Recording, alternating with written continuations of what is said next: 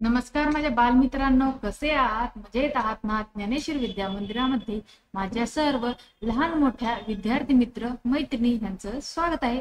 आज मी माझ्या विद्यार्थी मित्रांसाठी छान अशा 15 मजेशीर गोष्टी घेऊन आलेले आहे. पण ह्या गोष्टी सुरू करण्या अगोदर मुलांनो, तुम्ही जर आतापर्यंतही आपल्या ज्ञानेश्वर विद्या मंदिराला सबस्क्राईब केलं नसेल तर लगेच सबस्क्राईब करून घ्या व सबस्क्राईब समोर जे नोटिफिकेशन आहे त्याला हिट करा, जेणेकरून आपल्या चॅनलवरती अपलोड होणारे नवनवीन व्हिडिओज तुम्हाला पाहायला मिळतील. तर चला पाहूयात आपल्या आजच्या 15 मजेदार गोष्टींना. पहिल्या गोष्टीचं नाव आहे वटवाघळाची चतुराई. गोष्टीचं नाव काय आहे? वटवाघळाची चतुराई. एका कुराणामध्ये 2 मांजरी राहत होत्या. दोघीही एकमेकींशी गोडीनं वागत होत्या. एक मांजर फक्त उंदीर घुशी मारून खायची, तर दुसरी मांजर फक्त पक्षी पकडून खायची. एकदा काय झालं, पहिल्या मांजरीच्या हाताला एक वटवाघूळ लागलं. तिला ते उंदीर घुशीसारखंच वाटलं. त्या वटवाघळाला ती मारणार तोच त्यानं आपले पंख उघडले आणि तो म्हणाला, मनी मावशी, तू फक्त उंदीर घुशीच खातेस ना, मग मला कशाला पकडलंस? मी पक्षी आहे, हे बघ माझे पंख. मांजर वटवाघळाच्या पंखाकडे आश्चर्यानं पाहत राहिली. ती म्हणाली, अरे च्या, हा उंदीर नाही. आणि तिनं त्या वटवाघळाला सोडून दिलं. वटवाघूळ झाडाच्या फांदीला टांगून झोके घेऊ लागलं. दुसऱ्या दिवशी तेच वटवाघूळ दुसऱ्या मांजरीच्या हाती लागलं. ती त्याला पक्षी समजून मारणार होती. तोच आपलं अंग घुसळत वटवाघूळ म्हणाला, मनी मावशी, फक्त पक्षीच खातेस ना, मी पक्षी नाही. बघ माझ्या अंगावर एक तरी पीस आहे का? मांजरीनं वटवाघळाचं अंग चाचपून पाहिलं, परंतु तिच्या हाताला त्याची मऊ मऊ कातडी लागत होती. ती म्हणाली, नाही रे बापा, मी नाही तुला खाणार. तुझं अंग उंदरासारखं आहे, असं म्हणून तिनं त्याला चटकन सोडून दिलं. मांजरीनं सोडल्याबरोबर वटवाघूळ उडत उडत झाडावर गेलं आणि फांदीला लटकून झोके घेऊ लागले. चला, आपण दोन्ही मांजरींच्या तावडीतून सुटलो, असं म्हणत मोठा निश्वास सोडून ते झोके घेऊ लागलं. त्या पहिल्या गोष्टीमध्ये वटवाघळाच्या चातुर्याच्या गोष्टीमध्ये वटवाघळाने कशी दोन्ही मांजरींपासून स्वतःची सुटका केली, बरोबर आहे ना? तुम्हाला या वटवाघळाची चतुराई आवडली का? तुम्हाला ही कथा आवडली असेल तर कथेला लाईक आणि शेअर करा. चला दुसरी कथा पाहूया. दुष्टाला मदत नको. गोष्टीचं नाव काय आहे? दुष्टाला मदत नको. एका धष्टपुष्ट आणि लबाड लांडग्या माग एक धनगर लागला होता. त्याच्या कळपातल्या कोकरांना तो लांडगा त्रास देत असे. लांडगा पुढं आणि धनगर माग असं ते दोघं पळत होते. पळता पळता एका आडोशाला त्या लांडग्याला एक कोकरू दिसलं. लांडग्यानं त्या कोकराला दटावलं, डोळ्यांनी भीती दाखवली आणि त्याच्या पुढे ऐटबाज मल्लासारखा उभा राहून तो म्हणाला, ए कोकऱ्या, मी काय सांगतो ते नीट ऐक. माझ्या माग धनगर लागलाय. मी या झुडपात लपतो. तो तुला विचारे, लांडगा कुठे गेला? तेव्हा तू त्याला सांग, लांडगा दुसऱ्या रस्त्यानं गेला. याद राख, मी इथं लपलो आहे हे त्या धनगराला अजिबात सांगू नकोस. तू माझं ऐकलंस तर मी तुला बक्षीस देईन. गरीब बिचाऱ्या कोकरानं मान हलवली. लांडगा झुडपात लपला. इतक्यात धनगर तिथं आला. त्यानं कोकराला विचारलं, लांडगा पाहिलास का? कोकरू म्हणाल, मालक, लांडगा त्या बाजूने गेला, मी त्याला पाहिलं, इथं नाही आला तो. कोकरानं दाखवलेल्या मार्गानं धनगर धावू लागला. थोड्या वेळानं झुडपात लपलेला लांडगा ऐटीत बाहेर आला. लांडग्याला पाहून कोकरू म्हणाल, लांडगे दादा, तुम्ही माझ्यामुळे वाचलात, आता मला माझं बक्षीस द्या. अरे बाबा, माझ्या हातात सापडूनही मी तुला खात नाही, हे तुझं बक्षीस नाही का? जा आता, मीही पळतो इथून. लांडगा पळून गेला. कुकरू मनात म्हणाले, देवाची कृपा म्हणून मी वाचलो. हे लबाड लांडगे असेच असतात. आपल्या ताकदीच्या जोरावर ते माझ्यासारख्या गरीब प्राण्यांवर सत्ता गाजवतात. खरं तर मी त्याला मदत करायला नको होती. कधीतरी तो आपल्याला किंवा इतर कोकरांना त्रास देणारच. दुष्टांना मदत करणं चुकीचं आहे, बरोबर आहे ना?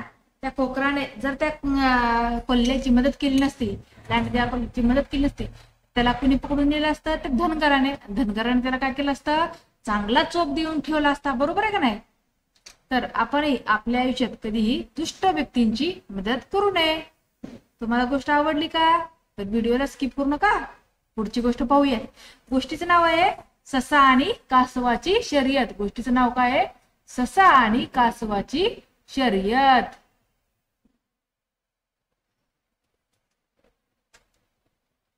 ससा आणि कासव असे दोघे मित्र होते. सशाला वेगाने पळायला आवडे, कासव बिचारे सावकाश चाले. एकदा दोघांनी दूरच्या डोंगरावरील झाडास आधी कोण शिवतो अशी पैज लावली. दोघेही निघाले. ससा पळत पुढे निघाला, कासव मात्र सावकाश चालत राहिले. थोडे अंतर गेल्यानंतर वाटेत एक हिरवेगार शेत लागले. त्यात गाजरे लावली होती. सशाने मागे वळून पाहिले तर कासव खूप दूर होते. त्याने विचार केला, आपण तोपर्यंत गाजरे खाऊ, फार तर कासव शेतापर्यंत येईल, मग आपण पुन्हा पळत पुढे जाऊ. सशाने गाजरे खावयास सुरुवात केली. अगदी पोटभर गाजरे खाल्ली. कासव अजूनही दूरच होते. सशास आता झोप येऊ लागली. त्याने विचार केला, आपण थोडी झोप घेऊ, तोपर्यंत फार तर कासव शेताच्या थोडे पुढे जाईल, पण आपण ताजे तवाने होऊन जोरात पळू व शर्यत जिंकू. सशाने छानपैकी ताणून दिली. ससा झोपला. इकडे कासवाने ससा झोपला असल्याचे पाहिले, पण ते थांबले नाही, तसेच चालत राहिले. थोड्या वेळाने सशात जाग आली. पाहतो तर काय, कासव झाडाच्या अगदी जवळ होते.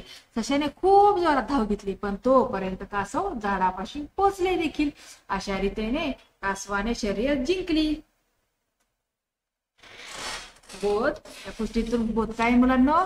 सावकाश आणि सतत काम केल्याने यश मिळते, बरोबर आहे ना? कोणतंही काम हे आपण फास्ट केलं किंवा वेगात केलं तर ते काम पूर्ण होईल याची गॅरंटी नसते. कारण आपण जेवढ्या फास्ट वेगाने काम करू तेवढा आपल्याला थकवा येतो. पण तेच काम जर का आपण संत गतीने केलं तर ते काम आपण नक्कीच पूर्ण करू शकतो. चला पुढची कथा पाहूयात. देशप्रेम. कथेचं नाव काय आहे? देशप्रेम. नेताजी सुभाषचंद्र बोस यांनी देशाचे स्वातंत्र्य मिळवण्यासाठी आझाद हिंद सेना स्थापन केली. सेनेच्या खर्चासाठी देणग्या देण्याचे आवाहन जनतेला केले. त्या आवाहनाला जनतेने मुक्त प्रतिसाद दिला. नेताजींच्या प्रत्येक सभेत नोटाचा ढीग जमत असे. अनेक स्त्रिया अंगावरचे दागिने काढून ते निधीत टाकत. अशीच एक सभा संपल्यानंतर एक वृद्ध स्त्री काठीच्या सहाय्याने चालत सुभाष बाबूंच्या जवळ आली. नमस्कार करून तिने 4-5 रुपयांच्या चुरगळलेल्या नोटा सुभाष बाबूंच्या हातात दिल्या. म्हणाली, लेकरा, माझी ही सर्व शिल्लक तुझ्या सेनेसाठी घे. मी म्हातारी इतकंच देऊ शकते. सुभाष बाबूंना त्या म्हातारीचं औदार्य बघून भरून आले. ते म्हणाले, माते, मी हे पैसे घेणार नाही, ते तुझ्याकडे ठेव, तुलाच त्याची जास्त गरज आहे. वृद्धेने ते घ्यायचे नाकारले. म्हणाली, मला माझ्या देशासाठी इतकं तरी करायची संधी हवी. नेताजींनी तिला नमस्कार केला. त्यांची खात्री पटली की ज्या देशातील माणसं इतकी देशभक्त आहेत तो देश जास्त दिवस पारतंत्र्यात राहू शकणार नाही. बरोबर आहे ना? त्या म्हाताऱ्या आजीबाईंनी काय केलं? स्वतःपाशी जे 4-5 रुपये होते ते सुभाषचंद्र बोस यांना दिले. का तर मी तर देशासाठी काय लढू शकत नाही, पण माझे हे पैसे जे लढत आहेत त्यांच्या तरी उपयोगी पडतील, म्हणून तिनं देश सेवा म्हणून तिचं कर्तव्य निभावलं. चला पुढची कथा पाहूयात. शपथ. कथेचं नाव काय आहे? शपथ. कोकणातले लोक देवभोळे, श्रद्धावान, खऱ्या खोट्याचा निर्णय देवळात लावणारे, देवापुढे शपथ घेऊन कोणी खोटे बोलू शकणार नाही असा विश्वास बाळगणारे, त्या विश्वासात जागणारे कोकणातल्या एका शेतकऱ्याची अवजारे गेली. शेतकऱ्याला वाटत होतं की ती चोरली शेत कामावर येणाऱ्या मजुरांनीच, पण चोरी केल्याचं कोणीच कबूल करीत नव्हतं. शेवटी देवळात देवासमोर शपथेवर तसं प्रत्येकाने सांगावं असं गावकऱ्यांनी ठरविलं. शेजारच्या गावात जागृत देवस्थान होतं. तिथं जाऊन शपथ घेण्याचा निर्णय सगळ्यांना मान्य झाला.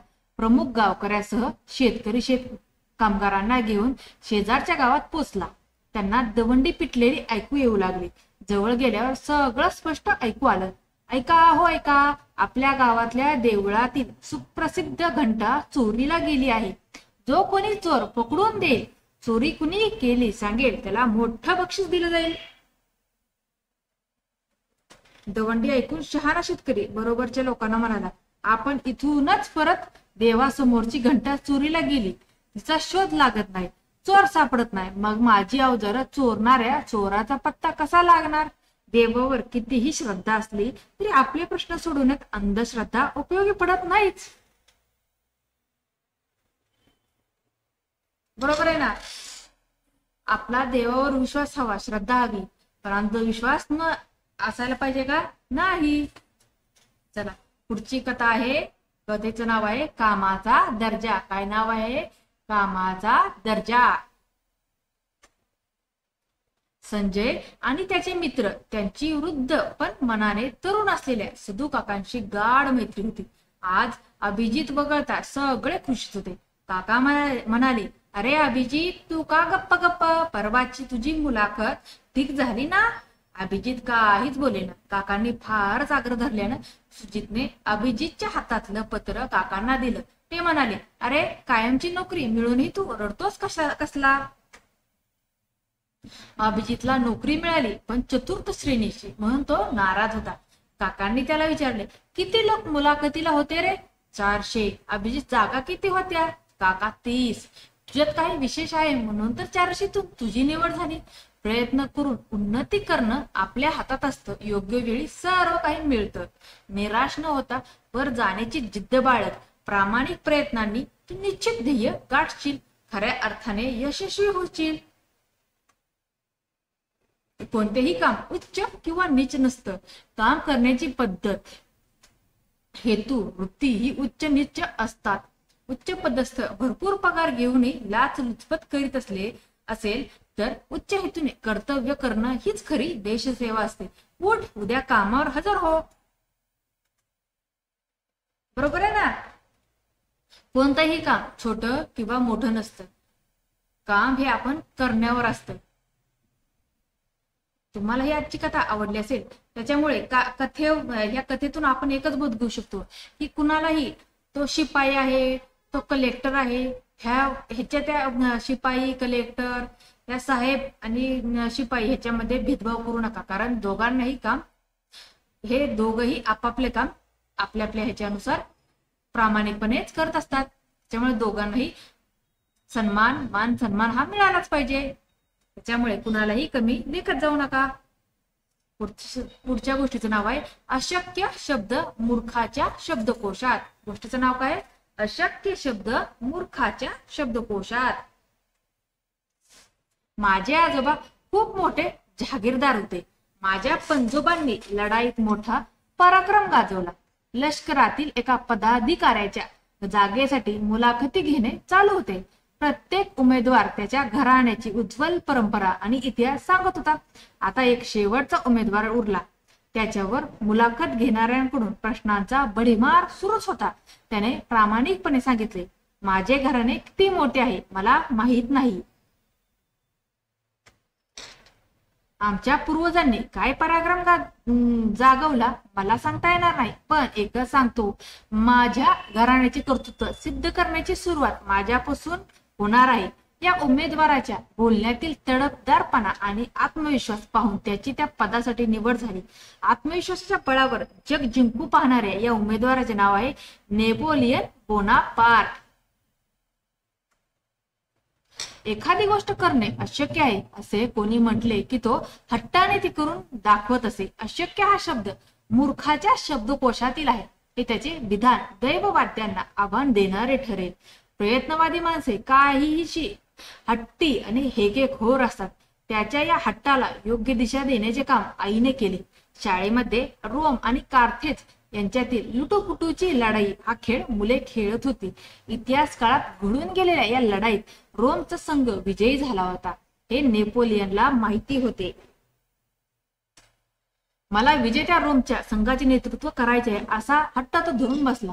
त्याच्या हट्टापुढे बाकीच्या मुलांना नमते घ्यावे लागले. ही लुटूपुटूची लढाई नेपोलियनच्या नेतृत्वाखाली रोमने जिंकली.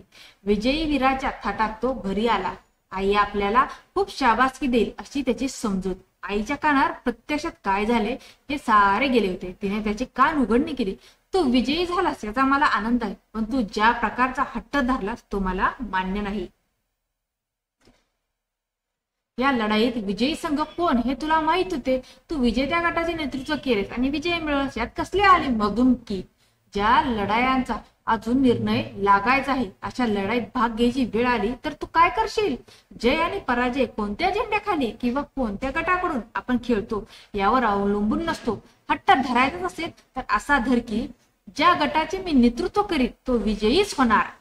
आईच्या शब्दांनी नेपोलियनला आत्मशोध घेण्याची प्रेरणा मिळाली. सतत विजयी होणे हाच त्याने आयुष्यभर ध्यास घेतला. विजय मिळवण्यासाठी काय काय डावपेच लढवायचे याच विचारात तो सदैव मग्न असायचा. प्रतिपक्षाकडे भरपूर सैन्य असेल तर अशा प्रसंगी शत्रूवर मात कशी करायची. शत्रूने कोंडीत पकडलं तर कसे निसटून जायचे. प्रतिपक्षाचा डाव त्याच्यावरच कसा उलटवायचा या साऱ्या गोष्टी त्याने प्रत्यक्षात कागदोपत्री आखलेल्या आराखड्याप्रमाणे करून दाखवल्या. प्रतिकूल परिस्थितीचे अनुकूलतेत रूपांतर करणारा महत्वाकांक्षी युद्धनेता म्हणून सारे जग नेपोलियनला ओळखते. तर पाहिलं नेपोलियन बोनापार्ट यांच्याविषयी फक्त आपण ऐकून होतो, पण त्यांच्याविषयीची माहिती आज आपल्याला या कथेमधून समजली. तुम्हाला ही कथा आवडली का. आवडली असेल तर कथेला जास्त शेअर करा. चॅनलला सबस्क्राईब करा. चला पुढची कथा पाहूयात. गुरु दक्षिणा. कथेचं नाव काय आहे. गुरु दक्षिणा. फार पूर्वी आश्रमात गुरुजवळ राहून गुरुची आणि गुरु पत्नीची सेवा करून त्यांचे जीवन जवळून पाहून विद्येसाठी तपश्चर्या करण्याचा तो काळ होता. विद्येचा विक्रय करणं हे त्या काळात पाप समजले जाईल. असाच तक्षशिला येथील आयुर्वेदाचार्य आत्रेय गुरुजींचा आश्रम. राजपुत्रांपासून ते सामान्य दासीपुत्र आणि भिल्ल कुमारांपर्यंत अनेक प्रकारचे शिष्य त्यांच्याकडे शिकवून जात. शिक्षण संपूर्ण आश्रम सोडून जाताना विद्यार्थी स्वेच्छेने काही गुरुदक्षिणा देत. त्या दिवसाची अशी स्थिती प्रसन्न सकाळ. गुरुजींचा निरोप घेताना विद्यार्थी गुरुदक्षिणा देत आणि गुरुजी त्यांना तोंड भरून आशीर्वाद देत असे. करता करता गुरुजींचे लक्ष एका विद्यार्थ्याकडे गेले. एका कोपऱ्यात तो उदासवाना होऊन गुरुजींकडे पाहत होता. गुरुजींनी त्याला जवळ घेतले आणि विचारले, काय रे बाळा, तू असा उदास का. कसले एवढ्या विचारात घडून गेलास. गुरुजी, सगळ्यांनी काही ना काही तरी गुरुदक्षिणा दिली, पण मी इतका सामान्य आहे. गुरुदक्षिणा देण्यासारखं माझ्याजवळ काहीच नाही. त्या विद्यार्थ्याच्या बोलण्यात बरेच तथ्य होते. तो होता बिंबिसार राजाला गणिकेपासून झालेला मुलगा. लहानपणापासूनच रानाबानात सोडून दिलेला, पण राजाच्या एका दासीपुत्राने त्याला आश्रय दिला. त्याला लहानाचा मोठा केला आणि नंतर तो गुरुजींकडे शिक्षणासाठी आला. गुरुजींना हे सारे माहित होते. विद्यार्थ्याच्या पाठीवरून हात फिरून ते म्हणाले, अरे मी तुझी परिस्थिती जाणतो. तू ज्ञानासाठी तपश्चर्या अखंडपणे चालू ठेव. हीच माझी गुरुदक्षिणा. पण तो विद्यार्थी ऐकेना. काहीतरी गुरुदक्षिणा घेतल्याशिवाय मनाचे समाधान होणार नाही असे त्याचे म्हणणे. शेवटी गुरुजींनी आज्ञा केली, ज्याचा जगाला काही उपयोग नाही अशा झाडाची 4 पानं मला गुरुदक्षिणा म्हणून आणून दे. गुरूंची आज्ञाप्रमाण म्हणून तो विद्यार्थी गुरुदक्षिणेच्या शोधात निघाला. गावोगावी, रानावनातून, जंगलातून, दऱ्याखोऱ्यातून खूप भटकला. कोणतेही झाड दिसले की या झाडाचा उपयोग काही आहे का याचा त्याने शोध घ्यायला सुरुवात केली. सुरुवातीला रोजच्या व्यवहारात आढळणाऱ्या तुळस, बेल, कोरफड, कडुनिंब, दुर्वा, नारळ, आंबा अशा वनस्पती झाल्या. निरनिराळ्या प्रकारची फळझाडे आणि फुलझाडे झाली. त्याच्या लक्षात आले की काही वनस्पतींचा औषधीसाठी उपयोग होऊ शकतो. काही वनस्पतींचा एकापेक्षा अनेक प्रकारे उपयोग होऊ शकतो. हजारो प्रकारच्या झाडांचा त्याने अभ्यास केला. हे काम जवळजवळ 3 वर्षपर्यंत चालू होते. या 3 वर्षात जमवलेल्या माहितीचे भले मोठे बाळ जमा झाले.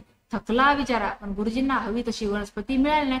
निराश मनाने तो गुरुजींकडे आला आणि हताशपणाने त्याला झाला प्रकार सांगितला. गुरुजी प्रसन्नपणे हसले आणि म्हणाले, अरे जगामध्ये निरुपयोगी असं एकही झाड नाही. हे का मला माहित नव्हतं. माझी आज्ञा तू प्रमाण मांडलीस. मला माझी गुरुदक्षिणा मिळाली. अशी अलौकिक गुरुदक्षिणा देणार त्या विद्यार्थ्याचे नाव जीवक. आयुर्वेदातील तो एक तज्ञ मानला जातो. शल्यचिकित्सेतही तो प्रवीण होता. गौतम बुद्धाचा तो निष्ठावान अनुयायी होता.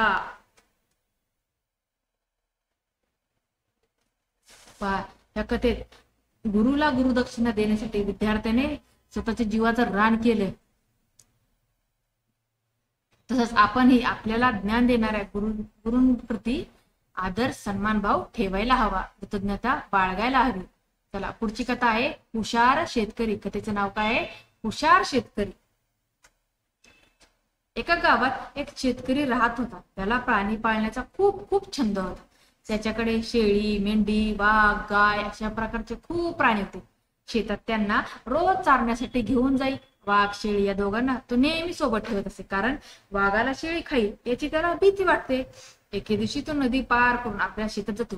मध्ये गेल्यावरती तो शेळीसाठी एका गवताची पिंडी तयार करतो व खूप पाऊस चालू होतो. त्याला घरी येता वेळेस नदी पार करून यावे लागत. नदीला खूप पूर आला होता. शेतकरी शेळी, वाघ व गवताची पिंडी घेऊन नदी किनारी येतो. काही सुचत नाही की आता नदी कशी पार करावी, काय करावे असे तो विचारात पडतो. तो मदत होईल का ते पाहू लागतो. किनारी त्याला एक गाव दिसते. त्या नावेजवळ जातो. नाव दिसते. त्या नावेजवळ जातो. एका वेळेस 2 जणांना घेऊन जाईल या अवस्थेत होती. शेतकऱ्यापुढे प्रश्न पडला की आपण यांना नदी किनारी कसे घेऊन जावे. शेतकरी विचार करतो की आपण जर पहिल्यांदा गवताची पिंडी घेऊन गेलो तर वाघ शेळीला खाऊन टाकेल व वाघाला घेऊन गेलो शेळी गवत खाऊन टाकेल. तो विचार करतो आणि नावेमध्ये शेळीला घेऊन दुसऱ्या टोकाला सोडून येतो. वाघाला घेतो आणि दुसऱ्या टोकावर ती सोडून येतो. आता तो आधी आपल्यासोबत परत या टोकावर घेऊन येतो व गवताला घेऊन जातो. परत तो वापस येतो व शेळीला घेऊन जातो. अशी करून तो नदी सुखरूप पार करतो. तात्पर्य, विचार करून काम केले तर कोणतीच गोष्ट अशक्य नाही. चला पुढची कथा पाहूयात. गरुड आणि घुबड. गोष्टीचं नाव काय आहे? गरुड आणि घुबड. एका जंगलामध्ये एक गरुड व एक घुबड राहत होते. हे एकमेकांचे जणू शत्रूच होते. ते खूप दिवस एकमेकांशी भांडत असत. एक दिवशी ठरवतात की आपण आता मित्रत्वाने बागायचे. पिकांची पिल्ले खायची नाहीत. यावर घुबड एकमेकांची पिल्ले खायची नाहीत. घुबड गरुडास मिळाले, पण तुला माझी पिल्ले कशी दिसतात हे माहिती आहे का? तुला माझी पिल्ले माहित नसतील तर तू दुसऱ्या पक्षाचे म्हणून माझीच पिल्ले खाशील अशी मला भीती वाटते. गरुड म्हणाले, खरंच यार, तुझी पिल्ले कशी दिसतात हे मला माहितच नाही. यावर घुबड म्हणाले, माझी पिल्ले खूप सुंदर दिसतात. त्यांचे डोळे व पिसे सुंदर दिसतात. त्यांचे सगळं काही सुंदर असत. या वर्णावर माझे पिल्ले तुला सहज ओळखू येतील. पुढे काही दिवस गरुड तरीचा शोधत निघतो. एका झाडाच्या ढोलीमध्ये पक्ष्याची पिल्ले दिसतात. विचार करतो की हे घुबडाचे तर पिल्ले नसतील. पिल्ले घाणेरडी, कंटाळवाणी आणि कुरूप होती.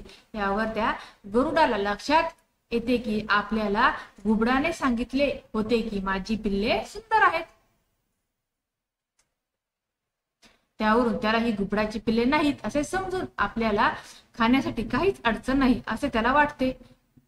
तो त्या पक्ष्यांना फत्ते करतो. घुबड त्या ढोलीजवळ येतात. त्याला आपली पिल्ले नाहीशी झालेली पाहून तो लगेच गरुडाकडे जातो व त्याला म्हणतो की तू माझी पिल्ले मारून खाल्लीस असे मला वाटते. यावर गरुड म्हणाला, मी पिल्लू खाल्ली तर आहेत पण तुझी नाही. यावर घुबड म्हणाले, ते माझेच पिल्ले होती म्हणून म्हणाले यावर माझा काही दोष नाही. तू आपल्या पिल्लाचे खोटे वर्णन केलेस त्यामुळे मी त्यांना ओळखू शकलो नाही. इतकी कुरूप पिल्ले घुबडाची नसतील, एखाद्या दुसऱ्या पक्षाची असतील असे समजून मी त्यांना मारून खाल्ले. यात माझा काही अपराध नाही. तात्पर्य, स्वतः संबंधी खरी हकीकत लपवून ठेवणे भलतीच हकीकत सांगणारे मनुष्य शेवटी आपणास संकटात पाडून घेतो. चला पुढची कथा पाहूयात. आई वडिलांचे संस्कार. कथेचं नाव काय आहे? आई वडिलांचे संस्कार. एका गावामध्ये एक प्रामाणिक मुलगा राहत होता. त्याच्या आई वडिलांनी त्याच्यावर खूप चांगले संस्कार केले होते. तो त्या संस्कारांना धरून वागत होता. तो एकदा शेजारच्या घरी काहीतरी कामानिमित्त गेला. घरी कोणी नव्हते, फक्त नोकर होता. नोकराने त्याला बसायला सांगितले आणि नोकर भाजी आणण्यासाठी गेला. मुलगा तेथेच बसून राहिला. त्याच्या समोर एका टोपलीत सफरचंद ठेवलेले होते. त्याला सफरचंद खूप आवडायचे, परंतु त्याला हात न लावता तो शेजाऱ्यांची वाट पाहत बसला. बऱ्याच वेळाने शेजारी घरीच परत आला. त्याने पाहिले की मुलगा वाट बघत बसला आहे व त्याच्या शेजारी सफरचंदे असतानाही त्याने तो तो त्यांना खात नाही. त्या मुलालाही सफरचंद आवडतं हे त्यांना माहित होते, तरी त्याने त्यांना हात लावला नाही. शेजारी आली की त्याने त्यांना नमस्कार केला. शेजाऱ्याने त्याला विचारले, तुला सफरचंद आवडतात ना, मग तरी तू एकही सफरचंद का खाल्ले नाहीस? मुलगा म्हणाला, इथेच कोणीच नव्हते. मी 1-2 सफरचंद जरी खाल्ले असते तरी कुणालाच काही कळले नसते. मला कोणीच पाहत नव्हते, पण मी स्वतःला पाहत होतो म्हणून मी खाल्ले नाही. मी स्वतःला फसवू शकत नाही. शेजाऱ्याला त्याचे बोलणे ऐकून आनंद झाला. तो म्हणाला, आपला आत्मा आपण काय करतो ते पाहत असतो. आपण आपल्या आत्म्याला कधीच फसवू शकत नाही. दुसऱ्याला फसवून पण आपण आपल्याला खोटे बोलण्याचे फार अवघड आहे. तात्पर्य, लहानपणीच मुलांना खोटे बोलल्यावर अडवल्यास मुले भविष्यात योग्य दिशेने वाटचाल करतात. मुले वाईट वर्तनाची निघाल्यास त्याचा दोष आई वडिलांच्या संस्काराचा दोष येतो. पुढची कथा आहे प्रामाणिक लाकूडतोड्या. कथेचं नाव काय आहे? प्रामाणिक लाकूडतोड्या. एका गावामध्ये एक लाकूडतोड्या राहत होता. लाकूड तोडून आपला संसार चालत होता. एके दिवशी तो झाड शोधत एका नदीकाठी गेला. त्याला एक मोठे झाड सापडले. तो त्या झाडावर फांदी तोडण्यासाठी चढला आणि फांदी तोडू लागला. अचानक त्याच्या हातातून कुऱ्हाड खाली नदीत पडली. त्याच्याजवळ दुसरी कुऱ्हाड घेणे इतपतही पैसे नव्हते. तो खूप निराश झाला आणि नदीकाठी येऊन रडून नदी उर्फ सरिता देवी त्याच्या रडणे ऐकून प्रकट झाली आणि त्याला विचारू लागले, का रे तू रडत आहे? लाकूडतोड्या सरिता देवीला आपली कुऱ्हाड नदीत पडली असे सांगतो. सरिता देवी लगेच नदीत बुडी घेऊन हातात सोन्याची कुऱ्हाड घेऊन प्रकट होते आणि लाकूडतोड्याला विचारते, ही आहे का तुझी कुऱ्हाड? लाकूडतोड्या नम्रपणे म्हणतो, देवी ही माझी कुऱ्हाड नाही. मग देवी त्याला चांदीची कुऱ्हाड दाखवते. तो परत मान हलवून, ही देखील नाही कुऱ्हाड माझी, देवीला सांग. आता देवी पुन्हा बुडी घेऊन नदीत जाते व लोखंडाची कुऱ्हाड घेऊन प्रकट होते. इतक्यात लाकूडतोड्या म्हणतो, होय हीच माझी कुऱ्हाड आहे देवी. देवी म्हणते, तू खूप प्रामाणिक आहे. या प्रामाणिकपणामुळे या 3ही कुऱ्हाडी तुलाच बक्षीस स्वरूपात ठेव. तात्पर्य, नेहमी खरे बोलावे. तात्पर्य काय आजच्या गोष्टीचं? नेहमी खरे बोलावे. चला पुढची कथा पाहूयात. कष्टाची कमाई श्रेष्ठ. कथेचं नाव काय? कष्टाची कमाई श्रेष्ठ. एका गावात 2 चोर राहत होते. ते प्रत्येक दिवशी चोरी करत आणि आलेले धन 3 हिस्सेमध्ये वाटून घेत आपापला हिस्से स्वतःसाठी व एक हिस्सा ईश्वराला ठेवतात. असे खूप दिवस चालत होते. एका रात्री ते चोरीसाठी दुसऱ्या गावात निघाले. बरीच वेळ भटकंती करूनही सुद्धा त्यांना काही चोरी करण्याची संधी मिळाली नाही. ते दोघेही थकून एका मंदिरात बसले. तिथे त्यांना एक साधू संत मंदिरामध्ये झोपलेले दिसले.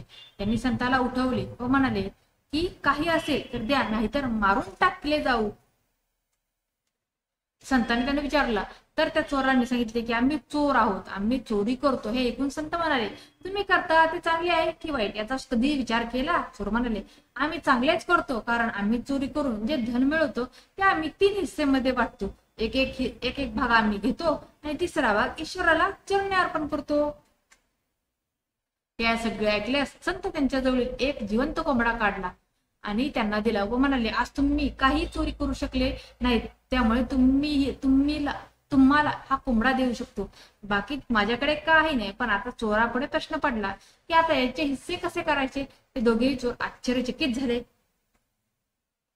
संताने त्यांना असे समजावून म्हणाले की चोरी हा जगण्याचा पर्याय नाही. तुम्ही कष्टाची कमाई करून त्यातील एक हिस्सा ईश्वर चरणी ठेवा, ते खरे सार्थक आहे. हे सगळे म्हणणे त्या चोराला पटले आणि ते दोघेही संताला नमस्कार करून चोरी सोडून द्यायचा निर्णय करून तेथून निघून गेले.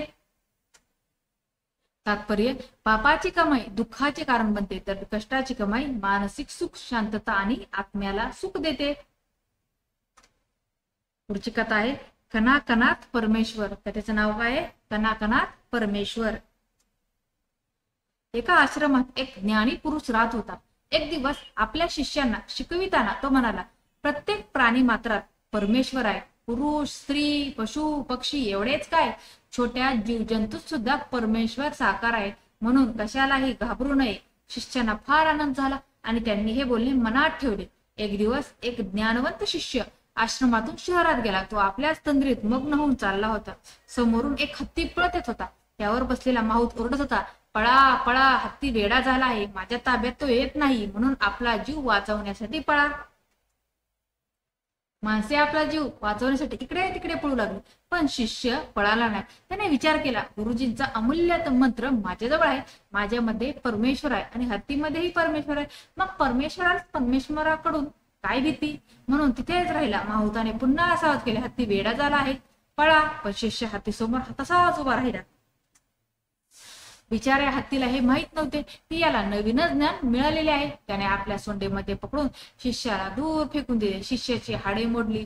ज्ञानीपुरुष शिष्याला आपल्या आश्रमात परत घेऊन आले. ज्ञानीपुरुषाने विचारले, शिष्या काय झाले? तो म्हणाला, एक वेडा हत्ती पळत होता, मी त्याला अजिबात घाबरलो नाही, कारण आपली शिकवण माझ्या मनात होती, पण त्या मूर्ख हत्तीने मला सोंडेत पकडून फेकून दिले. आपल्या शिकवणुकीनुसार मी त्याला परमेश्वर मानले, पण आपल्या परमेश्वराने माझे हाडे तोडली.